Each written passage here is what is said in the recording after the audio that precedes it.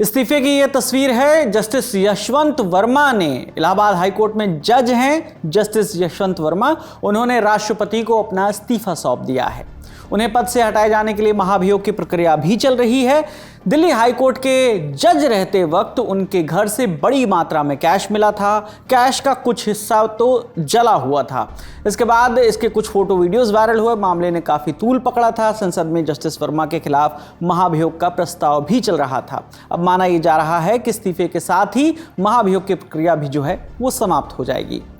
Monsoon सत्र के दौरान लोकसभा में 152 सांसदों ने जस्टिस वर्मा के खिलाफ लाए गए महाभियोग प्रस्ताव पर हस्ताक्षर किए थे, जबकि राज्यसभा में 54 सांसदों ने जज के खिलाफ महाभियोग प्रस्ताव का समर्थन किया था। हालांकि किसी भी सदन में अब तक इस नोटिस को स्वीकार नहीं किया गया है।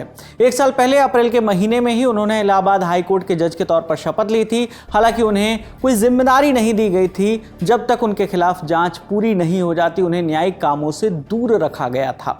अब आपको इस मामले का एक ब्रीफ बैकग्राउंड बता देते हैं। 14 मार्च 2025 की तारीख रात करीब 11:35 पर जस्टिस यशवंत वर्मा के दिल्ली स्थित सरकारी आवास में आग लगने की खबर आती है। उस वक्त वो दिल्ली हाई कोर्ट में जज थे। दिल्ली की फायर सर्विस की टीम वहां पहुंचती है, आग पर काबू पाती है। फायर विभाग की टीम को स्टोर रूम में 500 के जले हुए नोटों के बंडलों से भरे बोरे मिलते हैं। जब ये वीडियो सामने आए, इस पर जस्टिस वर्मा ने कहा कि उनके घर या स्टोर रूम में कोई नकदी नहीं थी, साजिश के तहत उन्हें फंसाया गया है।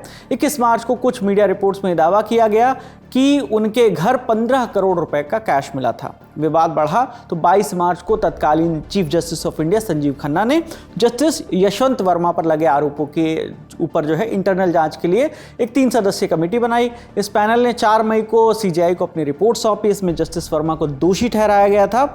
इस रिपोर्ट के आधार पर इन हाउस प्रोसीजर के तहत तत्कालीन सीजीआई जस्टिस खन्ना ने सरकार से जस्टिस वर्मा को हटाने की सिफारिश की थी। 18 जुलाई को जस्टिस यशवंत वर्मा ने सुप्रीम कोर्ट में याचिका दायर की थी। उन्होंने इन हाउस कमेटी की रिपोर्ट और महाभियोग की सिफारिश रद्द करने का अनुरोध किया था उस याचिका में।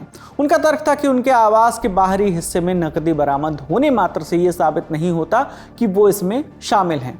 इसके बाद संसद में मानसून सत्र में उनके खिलाफ महाभियोग प्रस्ताव आया था, जिसके बारे में हमने आपको बताया। तो ये ताज़ा अपडेट है कि इलाहाबाद हाईकोर्ट में जज थे जस्टिस वर्मा, जस्टिस यशवंत वर्मा। उन्होंने अपना इस्तीफा राष्ट्रपति द्रौपदी मुर्मू को सौंप दिया है।